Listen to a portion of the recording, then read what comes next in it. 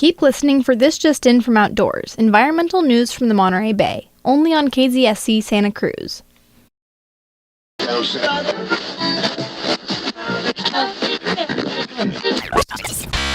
KZSC.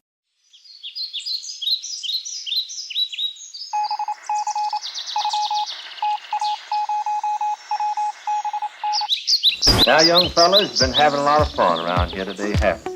You know what makes this all possible? The forest around us. We should all be thankful for our forest. You're tuned in to This Just In from Outdoors. Thanks. Today we provide a profile of a young naturalist developing her craft and exploring the natural history of Santa Cruz.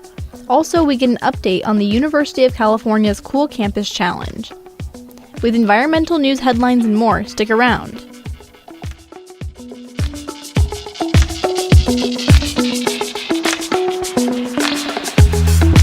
This Just In From Outdoors.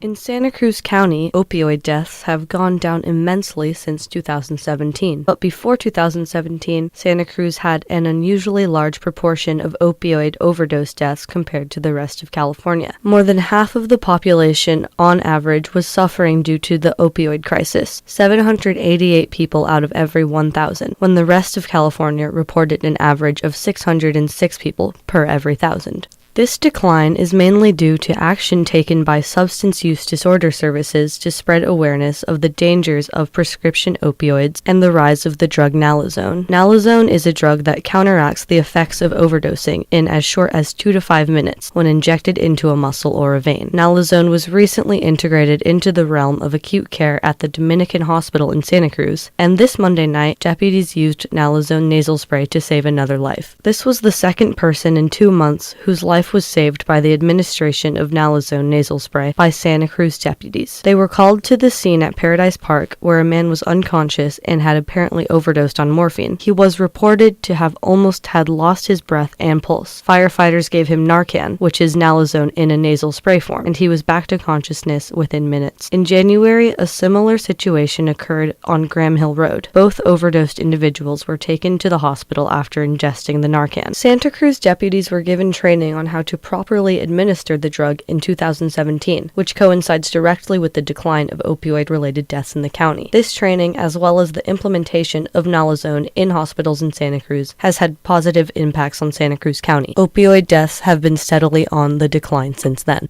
A new study has found that microplastic particles have blown in on the wind from at least 100 kilometers away. Even in landscapes that are considered pristine, fragments of plastic are falling out of the air like artificial dust. This further proves that atmospheric transport is another way plastic is spread around the planet. The study, published in Nature Geoscience, attempts to measure how much plastic is falling from the atmosphere. Microplastics are tiny pieces that break off of larger plastic items, such as plastic bags and synthetic fabrics, as they degrade in the environment. They can range from the size of a grain of rice down to a virus, and are composed of complex polymers and chemicals. Most research about the prevalence of microplastics has been conducted in the ocean, but scientists have found that they're also present in freshwater systems, soil, and the atmosphere. In the study, they investigate where the source of microplastics is stemming from and found that most of the polymers that turned up in the samples were common in single-use plastic products, such as bags and foam food containers. In the study, they investigate where the source of the microplastics is stemming from, and found that most of the polymers that turned up in the samples were common in single-use plastic products such as bags and foam food containers. The authors say that their work is only a first look at the airborne microplastics picture, and many more samples from across the world are needed to understand the full scope of the situation. Solutions to the issue of plastic are being investigated, and sometime between 2010 and 2015, a tiny organism made a home near a bottle recycling plant in Sakai, Japan. The soil and water were contaminated with a complex substance only created by humans, polyethylene terephthalate, also known as PET. Amid this wasteland, a new bacterium species, Ideonella sakaiensis, was not only surviving, but thriving. The bacterium figured out how to break down PET and use the plastic for energy. Scientists believe that this tiny creature may hold the key to solving a massive and rapidly growing environmental crisis. Researchers estimate that humanity has produced 8.3 billion tons of plastic since the material was invented. Scientists are scouring the natural world for a solution, and the Ideonella sakaiensis discovery shows that organisms can figure out how to use materials that don't exist in nature. Now, researchers around the world are attempting to coax the bacterium to do more. Eat different types of plastic, digest them faster. The hope is to create a process that can devour our most persistent mess. You can read more about the report on microplastics at scientificamerican.com and more about the bacterium at vox.com. A slew of animal protection bills moved forward in the California legislature this week, including proposals to limit animal abuse, hunting, poisoning, and trapping. Senate Bill 580 would force people convicted of such serious crimes as aggravated cruelty, bestiality, and hoarding to undergo mental health evaluation and get treatment if necessary. Kim Kelly with the Animal Legal Defense Fund says lawmakers are seeing the need to deal with people who abuse animals before they hurt people. This is a way to intervene early on. Oftentimes, people who are violent towards animals, there might be an underlying issue. And so this mental health evaluation would get to the root of the problem and hopefully get them appropriate counseling so that we could stop the escalation. Assembly Bill 1788 would ban certain types of commercial rat poison that also harm wild animals that eat the carcasses. Other bills would ban trophy hunting of bobcats and commercial trapping of other animals for fur, forbid the use of certain endangered animals in circuses, and criminalize the sale of most fur products. Opponents of many of these bills say they represent government overreach. California law makes it a misdemeanor to sexually assault an animal, but Kelly says the current definition is too narrow, and her group supports Assembly Bill 611 to change that. So the bill would strengthen the law in California by expanding the definition, preventing offenders from possessing animals, and requiring veterinarians to report signs of animal sexual abuse to law enforcement. Currently, 8 California cities ban the procedure of declawing cats because they say it is painful for the animal. Assembly Bill 1230 would institute that ban statewide. The largest raptor poaching case in California's history has ended in the conviction of 68-year-old Richard Parker. Investigations started in March of 2018 when wildlife officers assigned to Lassen County received a tip from a member of the public who witnessed someone killing a hawk in Standish. The entire wildlife officer squad returned to Parker's property with a search warrant and uncovered more than 150 carcasses of protected birds and other wildlife in various states of decay. Parker pled guilty for poaching raptors and other protected wildlife on his private property.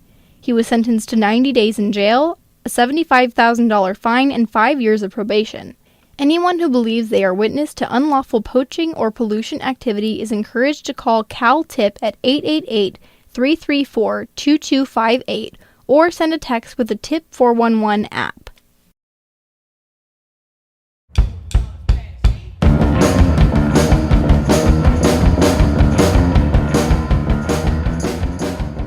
I sat down with Ellen Vaughan, UC Santa Cruz's Water and Climate Action Manager, to talk about the Cool Campus Challenge currently taking place within the UC system. UCSC is now in 5th place with 382 metric tons of CO2 reduced, equivalent to 81 passenger vehicles.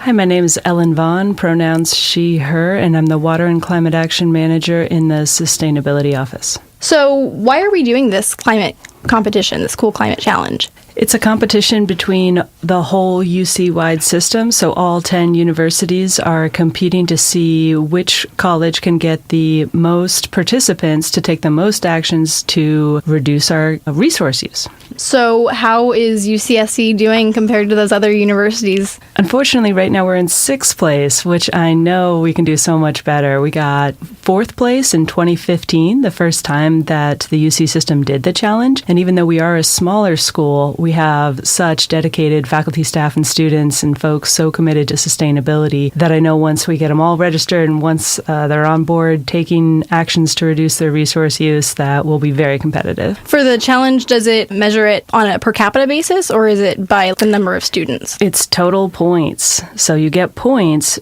per the action you take, and they're often equated to how much resource reduction each action you can kind of attribute to. So, for example, one of my favorite actions that I did was reduce computer energy use. And I had thought that my computer was good and that I was all set up because my screen went dark after 30 seconds. But I went in there and was clicking the buttons that they told me to click. And I realized that although my screen went dark, my computer didn't go into sleep mode until 4 hours. So I moved that up to 20 minutes. And so that action, because obviously it really has an impact, it's really going to save carbon emissions. I think it's 500 points or something, which is actually a lot of points. Yeah, that's really good. So what is the whole point of doing this competition? What's the goals?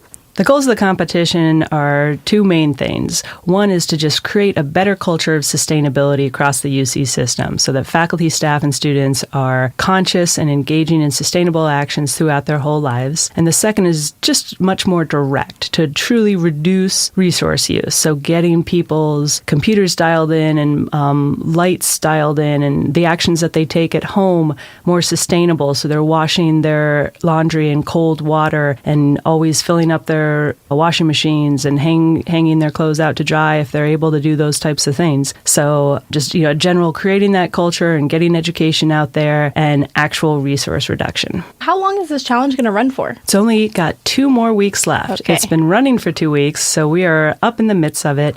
And there's 2 more weeks left, but that's plenty of time. I pretty much took all the actions in a week. But you don't want to wait till the last week because sometimes they are sneaky and they'll pop up more actions in there that take more time. Like, for example, you get points for every day that you go meatless or every day that you bike to work. So if you wait too late, then you won't be able to capture those days. So what were some of the results when the challenge occurred in 2015? There were tens of thousands of pounds of CO2 reduced, Great. Equated to when you fill out an action, you click either if you've already been doing it or if it's new to you. And so those have different measurements. And so, we could just literally tell if someone is now biking to work once a week or eating a little less meat, having sustainable events where they have reusable cutlery, all these things equate to impact, reductions. Why should students participate in the challenge? Students should participate in the challenge because it's such a spectacular checklist of tangible actions that have real results. So a lot of times we do these types of things and there's actions that maybe we've all heard a million times, like turn off the water when you brush your teeth. And we all are kind of past that. But this is a really great program. I'm just so impressed by the actions where some of them are educational. There's a few movies in there, but some really get into the nitty gritty of steps that you can take to reduce your emissions and make the world a safer and healthier place. And we should all do it to beat the other schools. Yeah, definitely. So can you explain how this climate challenge feeds into the UC Climate Action Plan? Sure. The whole UC system has the climate neutrality goal of neutrality in 2025. And so through getting there, we're going to have to take conservation steps. So that's not using resources that we don't have to use in the first place. And then the school's a little bit more responsible for the next step, which is energy efficiency, making sure that the energy that we do have to use, like light bulbs and buildings, is being used as efficient as possible. And then when we run out of that, you can try to throw some renewable energy on top. So that's why we're doing things like investing in the new 2 megawatt field over the East Remote parking lot.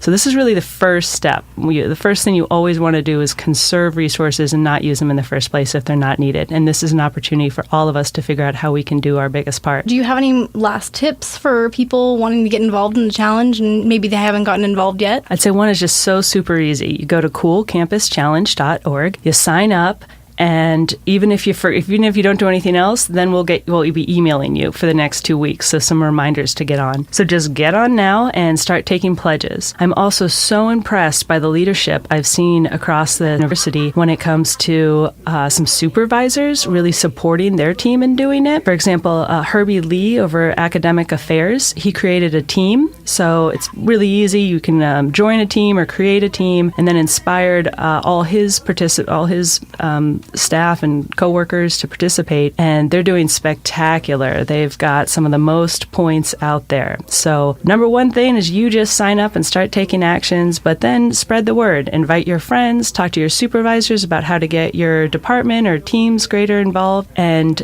also tell your students to do it. Another exceptional team is a Chem-O team, who is a chemistry professor who's inspiring her students to take it, and they're having spectacular results. Do you have anything else you want to say? Just sign up now and start taking pledges. They're really legit, they're really good, and it's created some wonderful, fun team mentality around sustainability across the whole campus. So let's move up a few rankings at least and be the coolest campus we can be.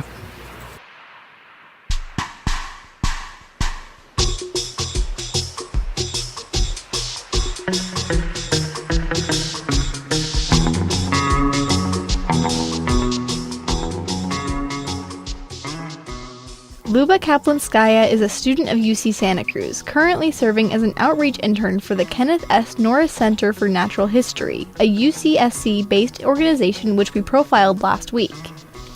In their interview with Luba, KZSC's News and Talk Director, Daniel Martinez, spoke to her about the mental and emotional development that she's been experiencing as she develops as a natural historian studying the Monterey Bay. My earliest recalls of being in the environment and truly appreciating it is when my sister started to take me camping when I was younger, about 8.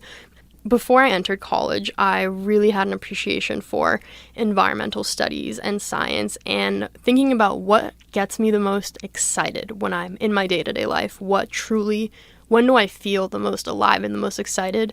The answer in my head was animals. When I get to see animals, when I was like, what do I watch when I'm bored? I always watch Planet Earth and different documentaries on animals, so I should study animals. And I was a volunteer in Los Angeles for Tree People for a few years, a supervisor there, planting trees and removing non-native invasive species. So when I came to UC Santa Cruz, I decided that I'm going to study ecology and evolutionary biology. So what is it about animals that you like particularly? What's your draw to them?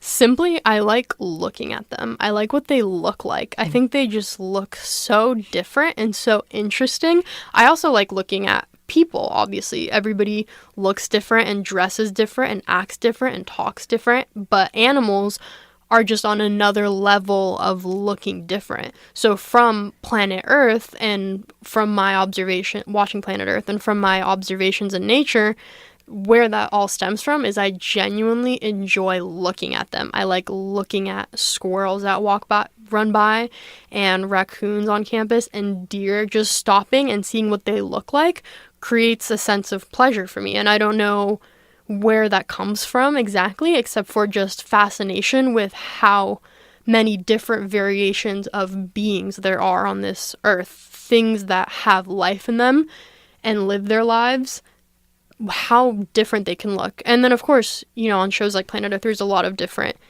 incredible things that animals do that are mind-blowing. But day to day, I just enjoy looking at them, really, is I think where it comes down to it. They're fascinating. Yeah. What's your favorite animal? I really have to say, just the most basic answer you could get in the world is my cat. I've had her for 19 years, so since I was 3 years old. Yeah. And she's just my favorite. She's my favorite animal because of the emotional connection that I have with her. But in terms of the most fascinating or beautiful animal, I couldn't choose one because there's more than I even know of. Do you think that domestication harms animals and what they stand for, exist for? What's your thought? Domestication is fascinating. I think that in the benefit of broadly, it's beneficial for, the animal gets fed, doesn't have to work, and will die by natural causes. So in the sense that the animal is able to live usually, I think for a lot of animals, a decent life, and also not get eaten by another animal as a way of death, not get used to be someone else's meal, is beneficial for the animal. And I definitely see the emotional support and therapeutic support that animals can have on people. But domestication as a whole is fascinating. It's interesting how we take animals and we just tell them you can't leave, right? Like your dog can try to leave or hop the fence and you just say, no, you can't leave, or it'll leave, and you try to find it and then you bring it back and you say, you can't leave. Yeah. Are we using modern form animal slaves? I don't know. But in the sense, if the animal is getting fed and treated and loved and not abused, which definitely I think that people as a whole sometimes can suffer from trauma or abuse and then use that as anger towards other people or other animals or children or any other awful thing because of the own pain that they have inside themselves. As long as that doesn't happen with animals and you only have them from a sense of love, I don't see domestication as a bad thing. Yeah. So we're in a building right now, and everything around us has been made by a person. And outside of us, just a few feet away, is a tree. It's like natural and it's been there forever. So do you feel any enmity when you walk into a building and you see everything that's been made by a person and how it's ruined the land? Are you angry at that? And I'm not suggesting that you should be. What are the emotions that come when you look at something that's in the industrial sense been made? I definitely don't get angry about that. And that's also where my psychology part comes in, is that I'm extremely appreciative. And I also marvel at humans and the possibility and the accomplishments that human beings can do. So no, I've definitely never seen a man-made structure and thought this makes me angry. And I think that it's a large spectrum on that sense because, for example, there's the environmental health safety building that's being built near Kresge right now, where they had to tear down some trees. And one side of the story is that students or people will feel angry at that for that land being taken away and being used for a building. But I think that buildings are extremely important, and having an environmental health safety department is a lot more important than having the redwood trees sit there. So I definitely don't feel angry towards people or their development. There just needs to be a clear balance. I really appreciate national parks and, for example, the UC reserves and preserved land that is there for the enjoyment and recreational use for people and also science. But there needs to be a balance. We have to upkeep the national parks that we have now, but we don't need to tear down, communities where people have their apartments and buildings in order to make them parks. I think a lot of times we talk about nature and how we relate to it. But how do you see nature relating to us? Climate change. Maybe eventually it will all die, but the world will still be here and nature will self-correct, right? What are its thoughts on humans? What would their thoughts be? I think that the greed and gluttony and over consumerism that humans possess, which is not beneficial in the long run for anybody, not for other people, the wealthy 1% controlling 99% of the wealth, how it's proven that once you reach a certain threshold of money, more money does not make your life any significantly better. It doesn't make a difference on your quality of life, but that greed of wanting as much as possible is not beneficial for anybody, especially the environment and nature. I think that if plants could talk, they would say that we need to share more and be more mindful of our actions and the broader effect of them. I think that in nature, there are sharks that eat other animals and there are plants that get eaten, and everybody at some point will be used as energy for another being. But it's just the level and the evenness of that distribution needs to make sense so that it can replenish itself and keep going. A lot of the times in natural history, you're out in nature, right? And so you get that sense of awe, right? If you're in nature and you're witnessing something, I don't know, beautiful, and there's organization to it and there's patterns, what's the makeup there between God and nature? And personally for you and just among other natural historians?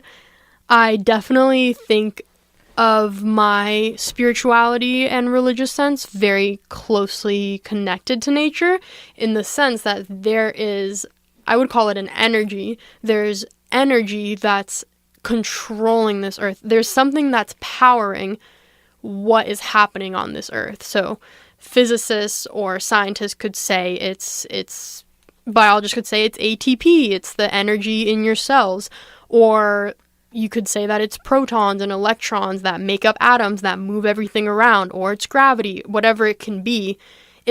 There's a lot of energy that's making things happen. And this energy, you can feel it within yourself. You can feel it in your mind with your thoughts. You can feel it with how motivated or excited you are, or how sad you're feeling, or how anxious you're feeling. So when I'm in nature, I really think in general as the energy being the universe, whatever created that, however that was created, which was created by energy, right? The Big Bang, and then everything started colliding and forming and morphing.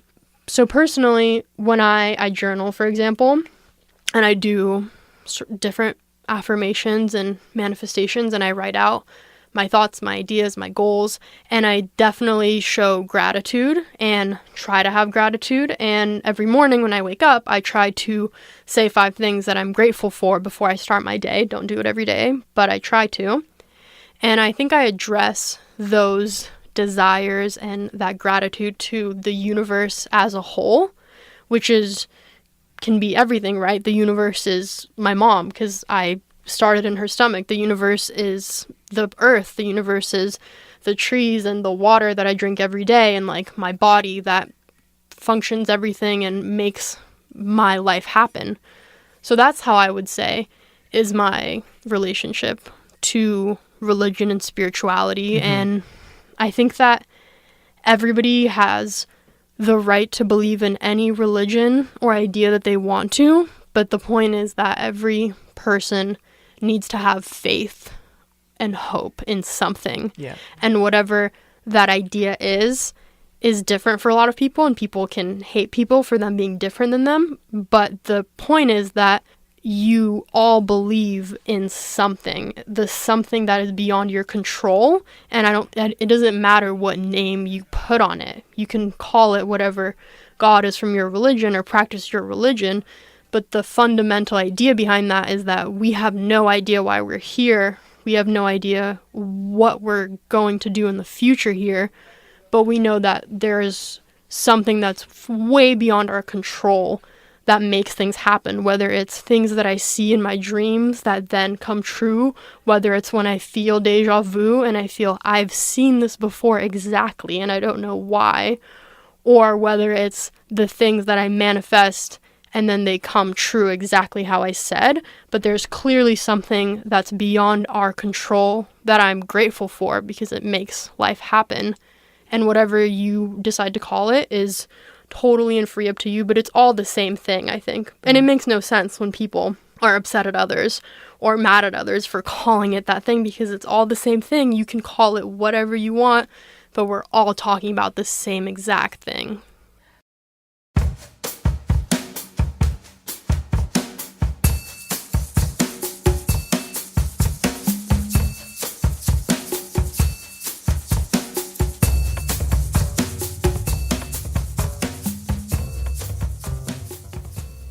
Thanks for tuning in to This Just In from Outdoors. Check out our stories and past shows online at newsfromoutdoors.bandcamp.com. I've been your host, Alyssa Logalbo.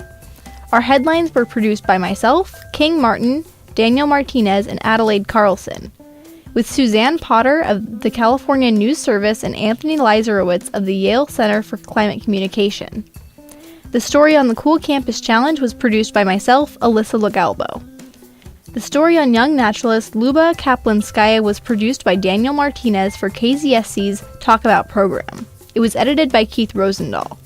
You can hear the whole interview on KZSC's podcast feed at kzsc.fm/talk. Thanks again for listening. We'll be here next Thursday at 5 p.m. for another edition. Until then, we'll see you outdoors.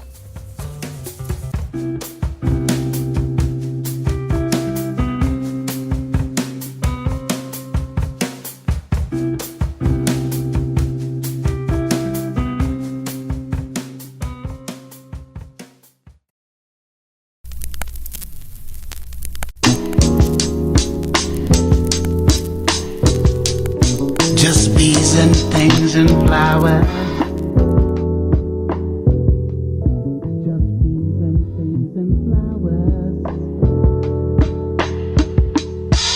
Sunshine. Now, young fellas, been having a lot of fun around here today, haven't you? You know what makes this all possible? The forest around us. We should all be thankful for our forest.